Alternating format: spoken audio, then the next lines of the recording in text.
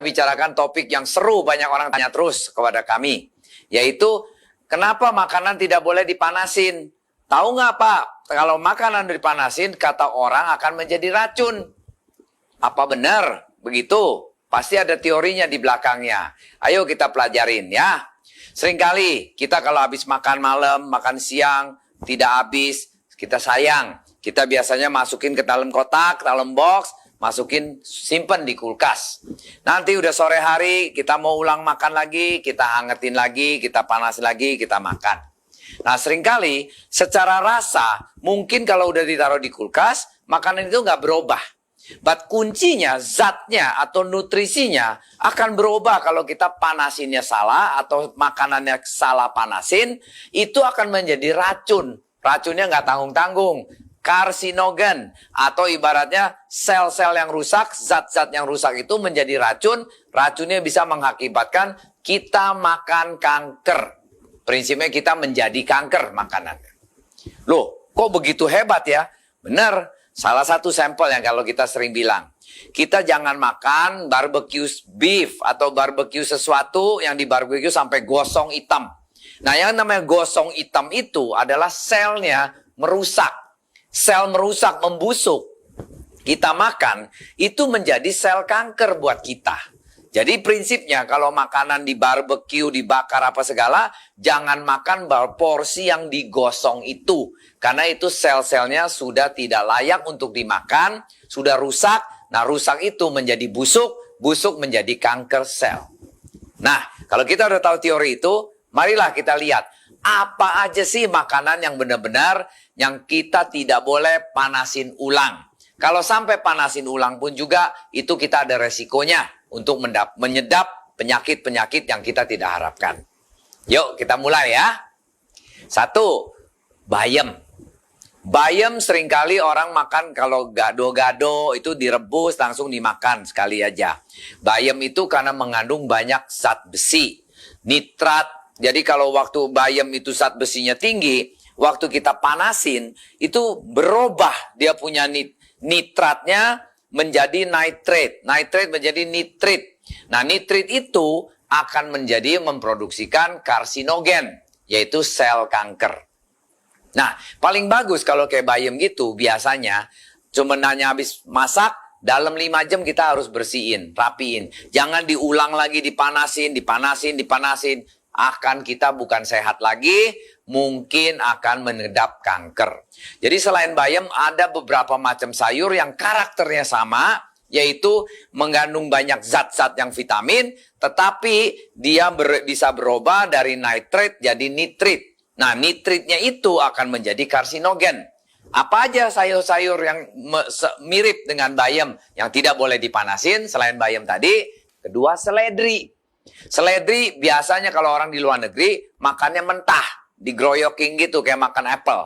Seledri atau dipotong-potong dicampur dengan salad. Enak, garing.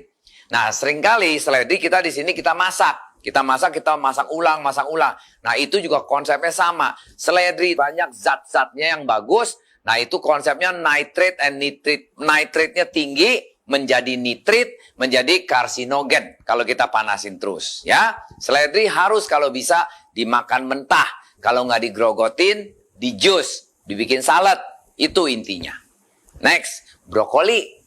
Brokoli kita nggak kepikir, brokoli seringkali kita tim atau kita kita masakin, enak banget brokoli rasanya, anti kanker. But kalau di luar negeri, makannya itu juga pakai untuk salad, mentah brokoli. Justru brokoli harus direkomend makannya makin mentah, makin bagus. Kalau udah dipanasin, vitaminnya hilang, nutrisinya hilang. Karena karakter brokoli sama kayak bayam sama seledri tadi, yaitu nitrate-nya menjadi nitrit. Nitrit itu menjadi karsinogen. Ya, lobak. Lobak kok bisa? Saya sering kali tuh Pak masak kuah lobak, masak lobak gini-gini. Nah, lobak paling baik pun harus dimakannya setengah mateng atau mentah. Karena konsepnya sama lagi. Ada nitrate, nitrit menjadi karsinogen. Makanya orang kalau sering kali lobak digodok terus, digodok, udah mateng, dipanasin lagi, mateng, dipanasin. Udah bukan lobak sehat lagi, lobaknya udah jadi racun. Ya, next kita lihat beetroot. Beetroot tahu nggak? Buah beet. Buah beet yang merah-merah itu. Itu adalah buah yang banyak sekali vitaminnya dan zatnya. Zat potasiumnya, macam-macam lah. Dia vitaminnya paling komplit. Karena dia itu kayak haus, rakus multivitaminnya, nutrisinya. Nah, kalau itu dipanasin, tidak bagus. Biasanya, maksudnya dipanasin berulang ya. Kalau sekali diangetin, dipanasin, makan, sehat. Paling bagus juga, habis direbus, dipotong, makan, mentah pun paling bagus. Kasusnya, seringkali kalau di dalam salad, kita potongin beetroot yang mentah, bagus. Kalau enggak yang habis direbus, setengah mateng, atau masih mateng-mateng, fresh, kita makan beetroot itu. Enak kok, lembek-lembek, merah-merah begitu. Cuman jangan beetroot itu udah mateng, udah jadi mateng, dipanasin lagi, akan menjadi jelek.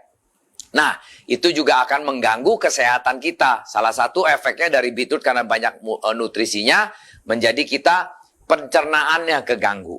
Ya, terus ada lagi jamur. Jamur makanan yang paling sedap, paling enak, paling mewah kalau kita bilang. Anda tahu nggak di dalam jamur itu vitaminnya banyak? Itu banyak sekali vitamin B.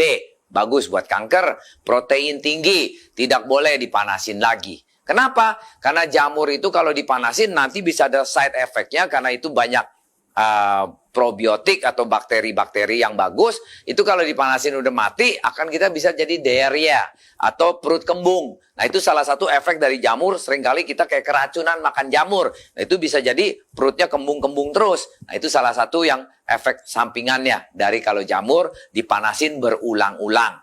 Ya, next, ayam. Kepikir nggak ayam bisa dipanasin nggak boleh? Hah? Kok bisa? Ya memang. Ayam itu karena penuh dengan protein tinggi. Ayam proteinnya tinggi. Nah, kalau dipanasin-panasin proteinnya jadi hilang. Jadi tidak ada fungsinya lagi, cuma dagingnya aja. Nah, itu Pak, kalau mau masak ayam paling gampang, jangan selalu digoreng karena vitaminnya hilang. Makanya orang bilang kalau makan ayam gorengan itu nggak bagus. Ayam kalau mau dimasak kuah, atau mau direbus, atau mau dicah, usahakan memaintain dia punya protein tingginya itu preserve dengan low heat, api yang agak kecil. Apalagi kalau kita godok ayam kuah, apinya pakai api kecil aja, jangan terlalu api panas gede-gede gitu ya. Itu rusak protein, punya sel-selnya akan hancur, buat kita udah jadi nggak baik gitu kalau kita makan. Karena protein udah rusak, selnya rusak, ya jadi salah satu kanker punya asal-usulnya. Ya. Sama dengan telur. Kalau ayam banyak protein, telur juga banyak proteinnya tinggi. Nah, kalau telur dipanasin terus-terus, apalagi kita sering makan telur rebus, yang kuningnya itu udah jadi hitam-hitam. Itu rebusnya kelamaan banget. Terlalu mateng. Nah, itu kuning-kuning hitam itu, selain dia tinggi kolesterolnya jelek, menjadikan kanker juga. Itu karsinogennya. Karena sel telur yang vitamin di kuningnya itu jadi hitam, itu yang vitamin tingginya udah jadi rusak. Yang bagus gimana? Makan telur rebus, boleh kita makan telur rebus, harus dipanasinnya hanya 3/4 mateng. Masih ada telur kuningnya itu masih ada merah-merahnya di dalamnya itu. Kalau itu yang paling sempurna. Kayak gimana? Caranya masak telurnya ya. Kita rebus telur dalam air, api dinyalain, nggak usah terlalu gede. 7 menit sampai 8 menit dia sudah mendidih. Diangkat, langsung dicelepin air dingin, air es dingin. Jadi diangkat dari panas, langsung dicelepin di air es dingin. 2 menit, kemudian kita makan itu telur. Kita belek, kita pecahin, dalamnya masih setengah mateng atau 3/4 mateng. Nah, itu telur kalau kita makan, telur kuning dan putih kombinasi, itu akan menghasilkan nutrisi yang paling tinggi, kolesterol yang paling rendah. Orang bilang makan telur kolesterol tinggi. Kalau makan telur yang 3/4 mateng ini telur sehat. Setiap hari pun boleh makan. Nggak akan naikin kita punya kolesterol. Kenapa? Karena di dalam telur yang 3/4 mateng itu adalah HDL, LDL. Kan telur ada HDL kolesterolnya ya. HDL itu kolesterol yang baik. LDL kolesterol yang jelek. Kalau telur yang sudah terlalu mateng kuningnya, itu LDL-nya tinggi. Kalau telur yang masih 3/4 matang, dengan itu telur ada kandungan omega 3-nya, itu LDL-nya rendah, HDL-nya tinggi. Jadi yang bagusnya banyak.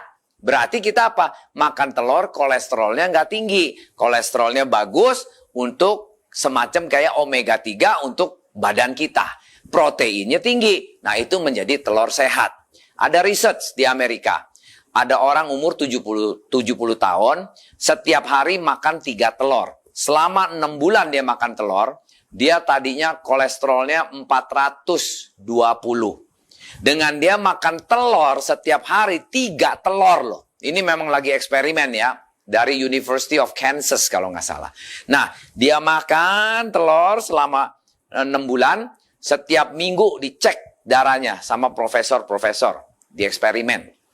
Tahu apa yang terjadi? 6 bulan kemudian, malah dia punya kolesterol dari 400-an turun menjadi tinggal 150. Lah, kok bisa? Nah, ternyata yang dia makan telur itu bukan telur putih tok. Telur putih dan kuning yang dimasak setengah matang sampai 3/4 matang. 1 hari 3 telur. Dan itu malah menurunkan kolesterol, menurunkan asam uratnya, menurunkan trigliseridanya. Itu hebat. Cuman kalau kita sekarang di posisi udah umur sekian, lebih bagus jangan kayak gila gitu makan 3 telur sehari. Makanlah 1 telur, atau telur masih komplit ya, putih dan kuningnya 3/4 matang, jangan terlalu matang. At the same time jangan dipanasin ulang, jangan digodok ulang. Telur itu sekali makan, prinsipnya seminggu 3 telur dah, 4 telur dah, putih kuning kombinasi selalu makan. Pasti sehat, tidak naikin kolesterol Anda. Ini saya berani ngomong begitu karena saya sendiri sudah praktekkan makan 3 telur seminggu sampai 4 telur seminggu, putih kuning bersatu, cara masaknya 3/4 matang, atau kalau mau camu apapun jangan sampai terlalu gosong, prinsipnya gitu. Kondisi 3/4 lah maksudnya ya. Nah, itu akan jadi sehat. Oke? Nah, kentang. Kentang itu mengandung vitamin B6, kalium, vitamin C juga tinggi.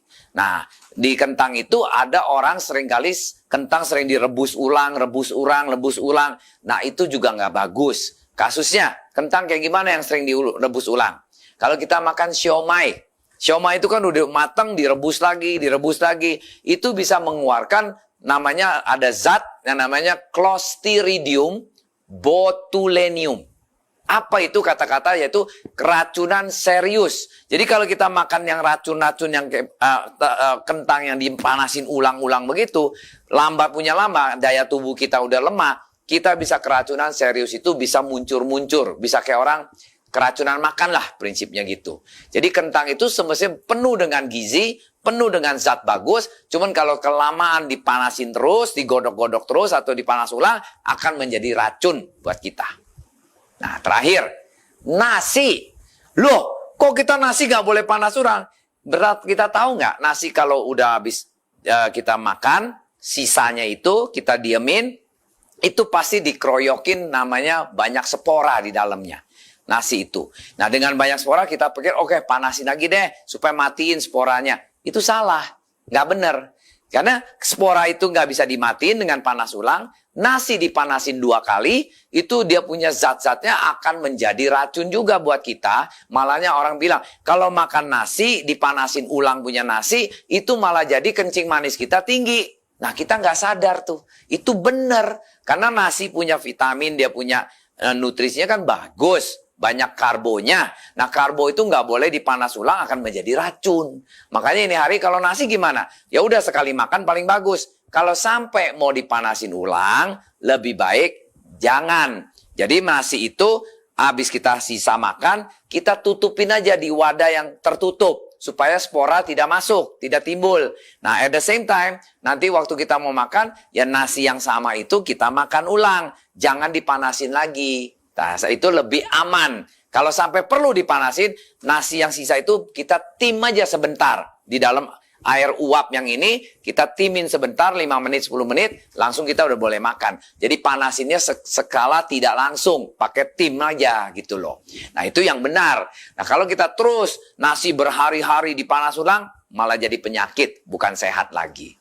Ya, nah saya rasa konklusinya berarti kita ada 10 macam sayur dan makanan yang tidak direkomendkan untuk dipanasin ulang. Apabila dipanas ulang tidak benefit buat kita, badan kita malah menjadi sakit. Jadi paling aman ya harus makanan setiap kali makan yang mentah paling bagus. Kalau nggak bisa mentah, dimasak sekali tok. Dalam habis sekali makan, udah jangan dipanasin lagi, udah jangan disimpan lagi. Kalau sampai perlu disimpan, hanya boleh makin sekali lagi dipanasin, cuman dasarnya mesti ditim aja. Jangan dicah lagi atau digoreng lagi. Itu bahaya buat nutrisinya sendiri menjadi berubah. Zat-zatnya itu menjadi racun buat badan kita. Sekian saya rasa cukup. Ini kurang lebih untuk kita pendidikan aja. Tambah info-info aja. Apabila Anda suka video ini, ayo kasih banyak jempol kepada kami. Sekaligus juga klik subscribe di sini. Tambah lagi, kalau bisa di-share kepada teman-teman, paling bagus ya. Belajar bersama kami, sehat bersama kami. Good in, good out. Sampai jumpa.